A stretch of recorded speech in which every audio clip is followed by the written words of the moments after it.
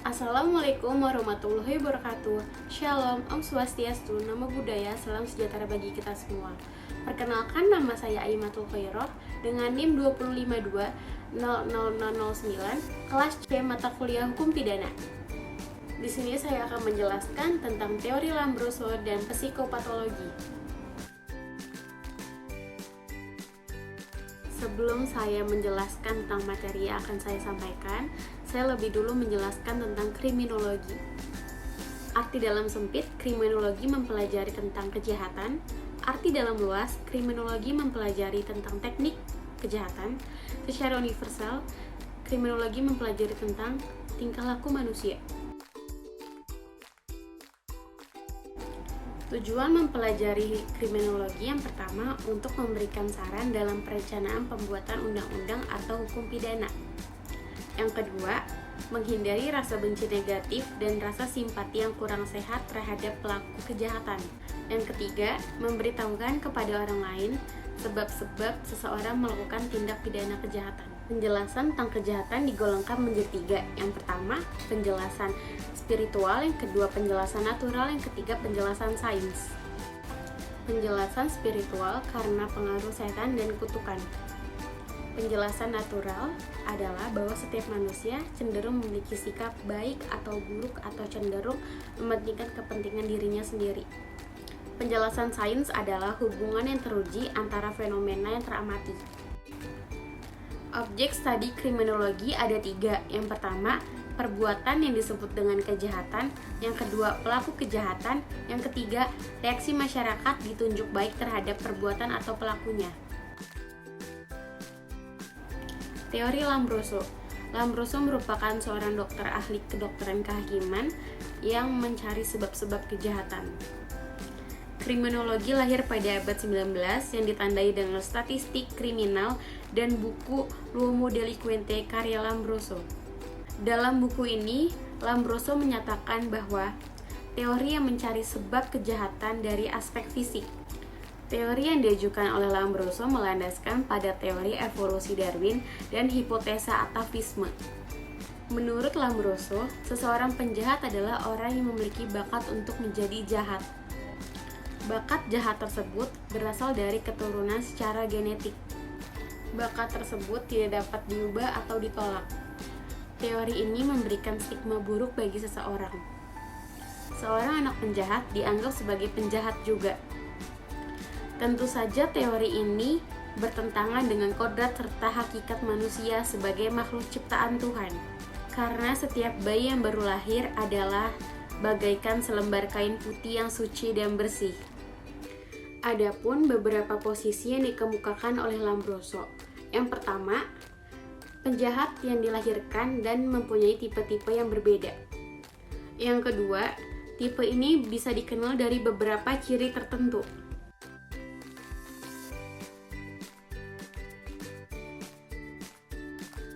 Tanda lahir ini bukan penyebab kejahatan, tapi sebagai tanda pengenal kepribadian yang mempunyai perilaku tindak kriminal. Penganut aliran ini menyatakan bahwa penjahat dapat dibedakan dari ciri-ciri tertentu.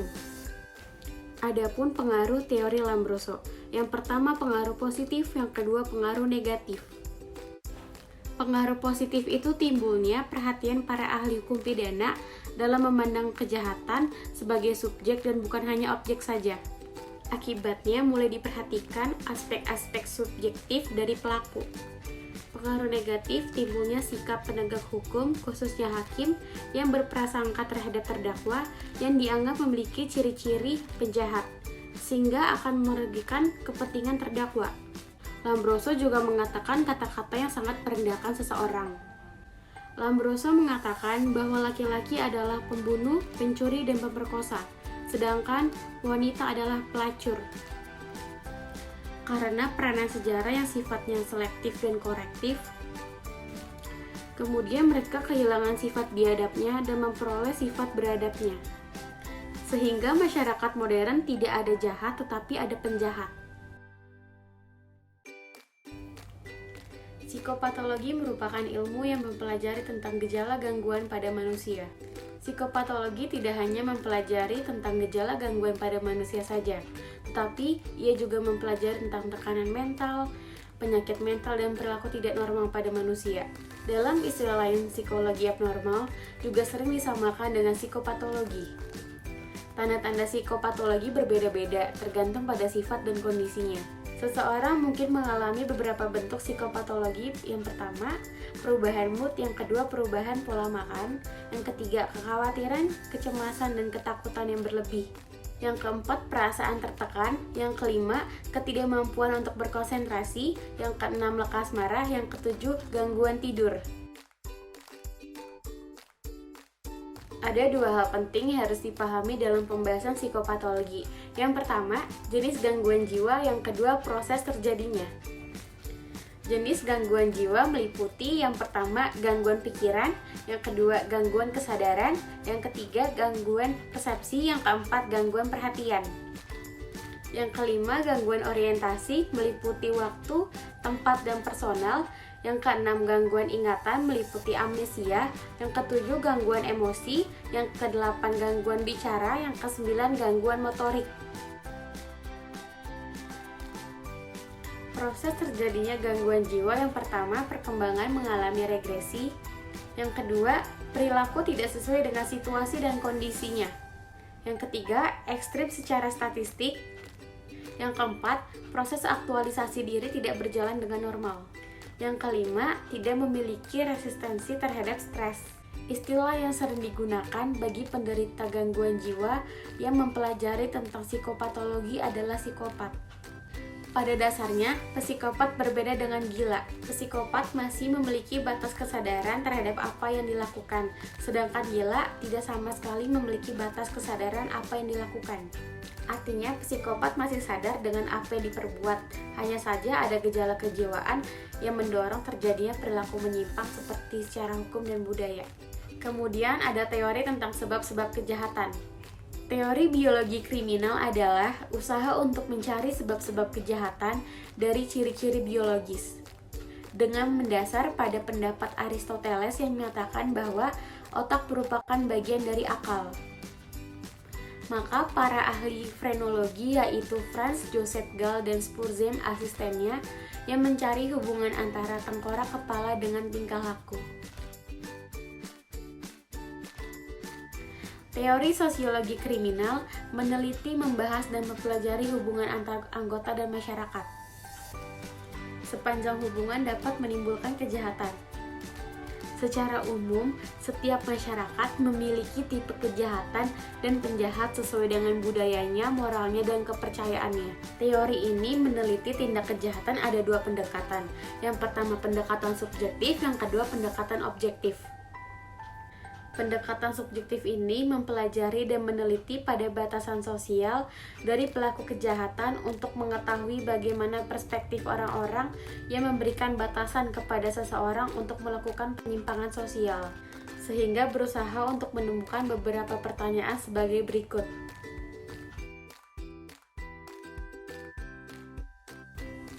Pendekatan objektif ini didasarkan pada gambar tentang norma dan nilai-nilai yang berlaku di masyarakat. Asumsi pertama, adanya konsensus tentang nilai dan norma yang berlaku dalam masyarakat. Maka, secara relatif, mudah untuk mengidentifikasi pelaku kejahatan. Pertanyaan dasar yang diajukan dalam pendekatan ini meliputi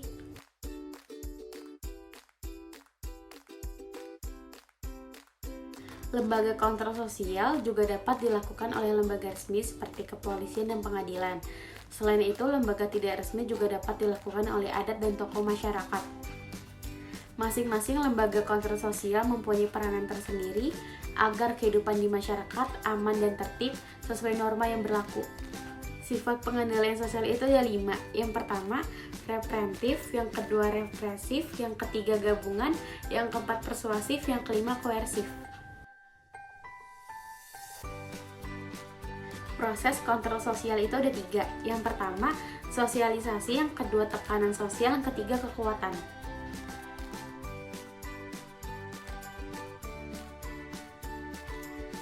Kepolisian adalah lembaga kontrol sosial yang bersifat formal, bertujuan untuk menjaga keamanan dan ketertiban dalam negeri. Polisi juga berperan sebagai berikut. Yang pertama, yaitu mengayomi masyarakat. Yang kedua, sebagai penegak hukum. Yang ketiga, menerima laporan tentang gangguan ketertiban di masyarakat. Yang keempat, menjadi tim penyidik di kejahatan. Tidak hanya kepolisian saja yang bersifat formal, tetapi pengadilan pun juga lembaga kontrol sosial yang bersifat formal. Pengadilan berhak memberi sanksi tegas kepada pelanggar hukum. Dalam pengadilan terdapat jaksa, hakim, dan pengacara yang memiliki masing-masing peran, yaitu hakim berwenang menjatuhkan putusan kepada pihak yang terbukti salah dengan norma yang berlaku. Jaksa berwenang melakukan penuntutan terhadap seseorang yang terbukti salah.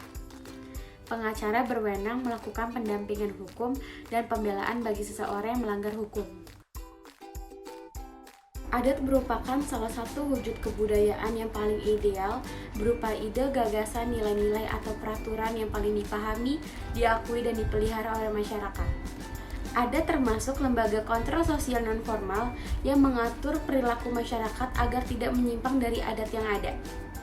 Jika ada warga masyarakat yang melanggar adat dimanapun ia berada, maka masyarakat tersebut akan mendapatkan sanksi berupa secara lisan, membayar denda, atau bahkan dikeluarkan dari lingkungan masyarakat tersebut.